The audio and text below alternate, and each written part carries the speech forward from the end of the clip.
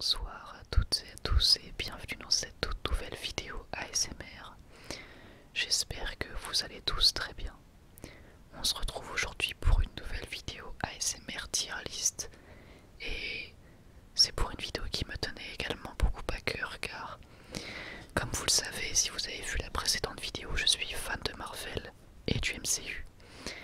Et les séries Marvel Netflix font partie intégrante du MCU. Et de là m'est venue l'idée de faire cette tier list qui a pour but de classer toutes les saisons des séries Marvel Netflix. Donc à la base je voulais faire une tier list uniquement sur les séries. Mais le truc c'est qu'il y avait beaucoup de tier list avec des séries que je n'avais jamais vues. Donc je pense qu'il faudrait que j'en fasse une à part entière. Et du coup ça sera peut-être pour plus tard. Dans tous les cas, je suis très content de vous faire cette tier list et je vais vraiment, cette fois-ci, vraiment essayer de faire une vidéo un petit peu plus courte. Vu que la tier list est plus courte, même si je sens que je vais encore blablater, mais bon, c'est pas très grave. Également, une personne parmi vous m'a dit que le fond, lorsque je faisais les tier list, était tout blanc et que du coup ça, c'était trop fort pour les yeux durant la nuit. Ce que je peux comprendre, cette personne avait tout à fait raison. J'ai donc changé le fond pour un fond noir, puisque je viens de remarquer qu'il y avait un mode présentation sur le site Tiermaker. Donc voilà, maintenant que c'est fait, maintenant que tout est dit, on peut donc passer à la tier list. Alors dans un premier temps, on a Daredevil saison 1, que je vais directement mettre dans Ultime, tout simplement parce que Daredevil c'est ma série préférée de tous les temps. Le fait que je sois fan de Marvel y est sans doute pour beaucoup, mais honnêtement je trouve que la série, cette première saison, est d'une qualité exemplaire. On introduit parfaitement le personnage. En plus ça permet de faire oublier le film de 2003 qui malheureusement entachait la réputation de ce super-héros qui est vraiment génial. Les acteurs sont vraiment très bons, comme d'ailleurs la quasi-totalité des acteurs des séries Marvel Netflix. Et non, vraiment, cette série est de grande qualité, on a beaucoup de travail, vraiment. En plus, pour le petit bonus, comme vous le savez, j'aime beaucoup la musique, et les musiques de Daredevil sont incroyables. Surtout le générique, qui selon moi est le meilleur générique de série que j'ai jamais vu. Ça peut paraître exagéré, mais honnêtement, je vous conseille d'aller le regarder sur YouTube, vous verrez qu'il est vraiment excellent, que ce soit pour la musique ou pour le visuel. Et ça colle parfaitement à l'univers. Donc vraiment, Daredevil c'est la série ultime pour moi. Ensuite on a, enfin ma série ultime, hein, je précise que je suis bien conscience que c'est pas la meilleure série du monde, mais c'est ma série préférée. Ensuite on a Iron Fist saison 1 que je vais mettre dans correct. Malheureusement elle avait beaucoup de potentiel, mais il utilise trop peu l'Iron Fist durant la saison 1. Vraiment trop peu. Ce qui fait qu'au final ça devient un petit peu ennuyant, même si honnêtement ça reste correct. La saison 2 en revanche, elle est très bonne. Déjà on va bien plus approfondir le personnage de Danny Rand. Et même tous les autres personnages de manière générale. Le frère de Danny Rand va également être bien plus développé. Et de manière générale, la saison 2 est vraiment grandement supérieure à la première, ce qui est assez rare qu'une saison 2 soit meilleure que la première, mais là c'est vraiment le cas. Donc Iron Fist saison 2 je valide fort même, et on a un season final qui est extrêmement intéressant. Et d'ailleurs en ce qui concerne les saisons 2 des séries Marvel Netflix, voire saison 3, on a toujours des season final très surprenants et très engagés, et j'aime vraiment beaucoup. Alors on a Jessica Johnson à prendre la saison 1, pareil, très bon. On a vraiment une superbe ambiance je trouve, qui correspond très bien au personnage. On a une actrice qui a été parfaitement bien choisie je trouve, le rôle lui colle à la peau. Et puis surtout on a un méchant joué par David Tennant, qui est un de mes méchants préférés dans tout le MCU. Donc c'est quand même pas rien.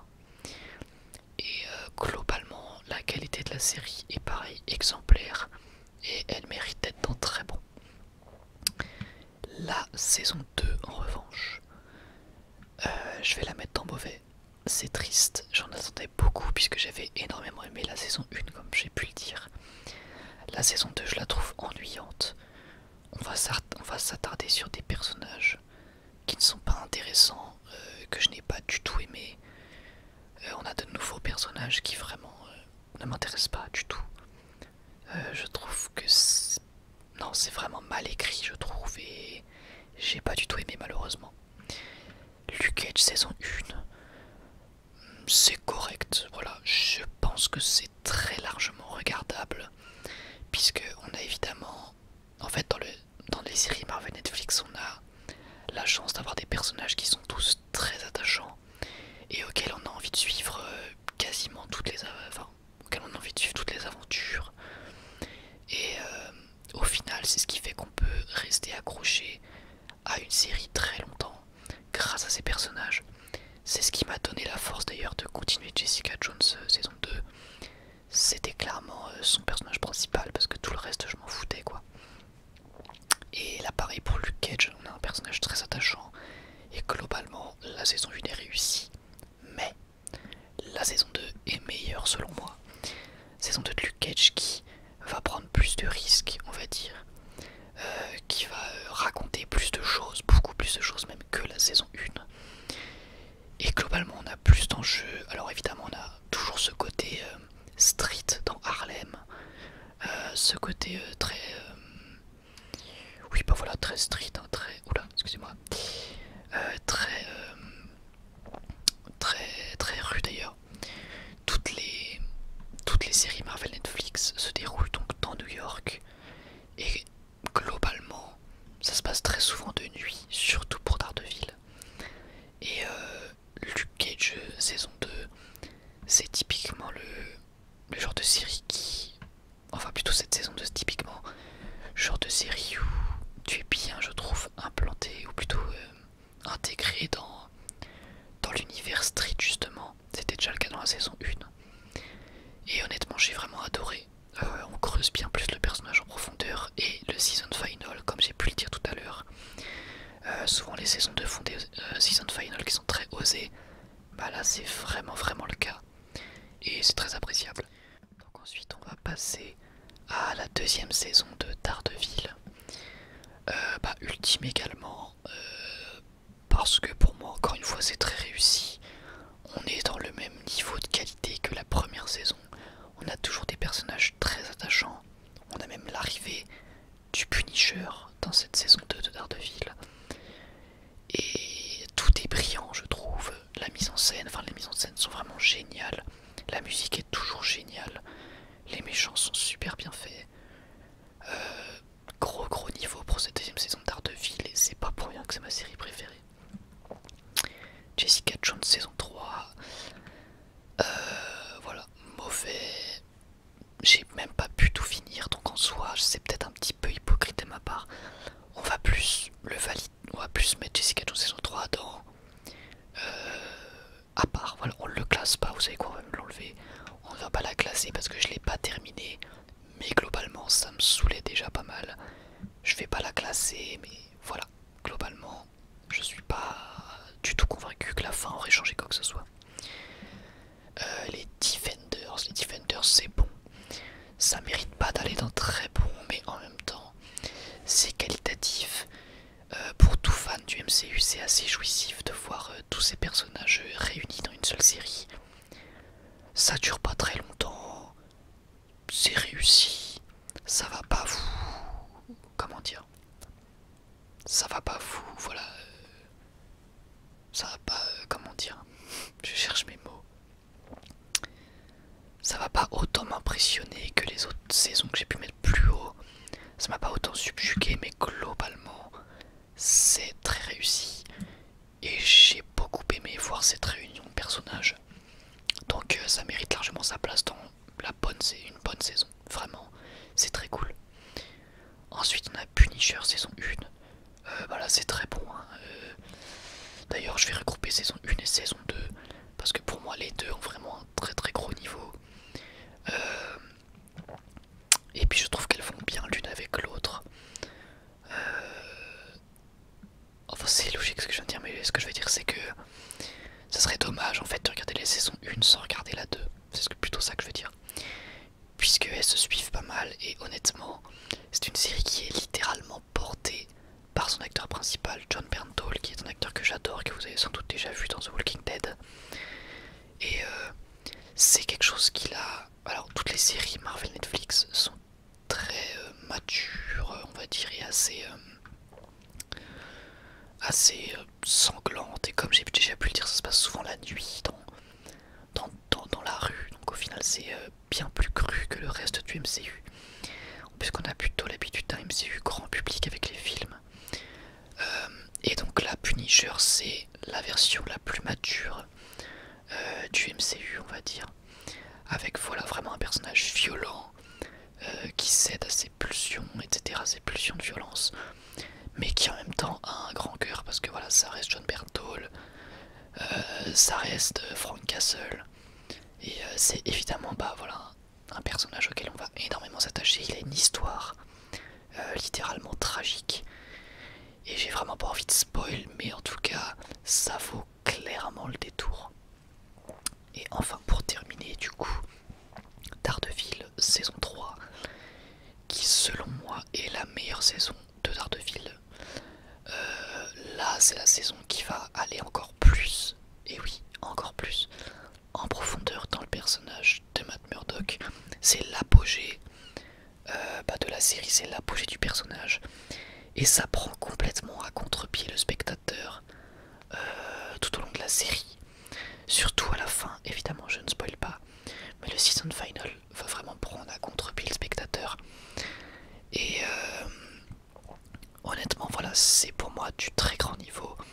Je sais pas si je préfère celle-ci ou la saison 1 parce que, ou même la saison 2 parce que j'adore les 3 saisons, je sais pas laquelle je préfère, mais je pense qu'objectivement la plus qualitative, celle qui propose le plus de choses, c'est la saison 3.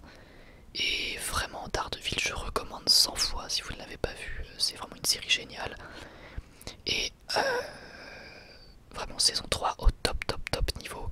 Un Wilson Fisk aux petits oignons. Et pas que. Mais évidemment pour moi là tout est réussi dans cette saison. Alors évidemment rien n'est parfait, mais voilà, pour moi c'était une très bonne saison finale. Et oui, saison finale car comme vous le savez, Disney Plus vient d'ouvrir, ce qui fait que les personnages Marvel, qui sont désormais des personnages Disney, eh bien n'apparaîtront plus sur Netflix, malheureusement.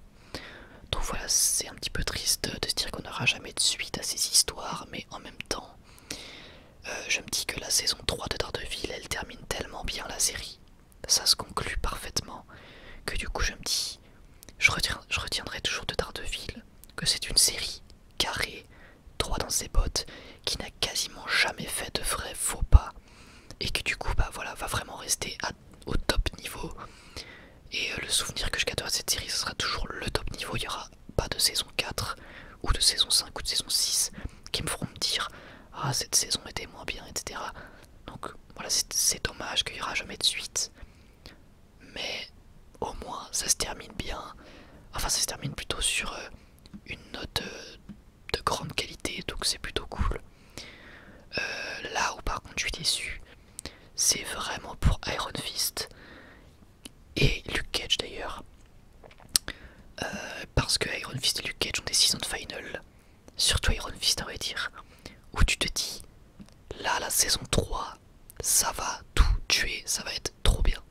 Quand tu vois la saison 2 d'Iron Fist, la fin, tu te dis la saison 3 ne peut être que géniale. Mais malheureusement, voilà, les séries sont annulées, à mon grand regret.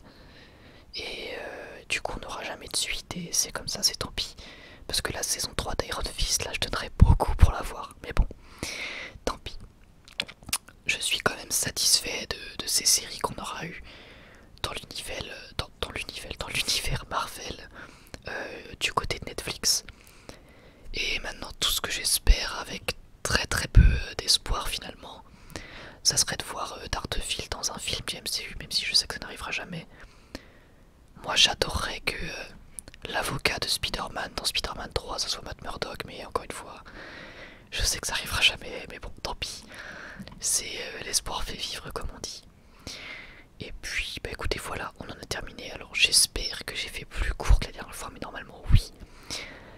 Dans tous les cas, j'espère vraiment que cette vidéo vous aura plu, parce que moi, comme d'habitude, quand je parle de sujets qui me passionnent, c'est vraiment toujours un plaisir de vous faire ces vidéos. Je vous remercie vraiment de m'avoir écouté. Je vous remercie aussi d'être aussi nombreux sur la chaîne et de toujours m'apporter du soutien. Ça me donne vraiment une force que vous imaginez pas. Donc merci beaucoup pour tout ce que vous m'apportez et merci de m'avoir écouté. Bon écoutez, je vous dis à la prochaine. Prenez soin de vous. Bye tout le monde.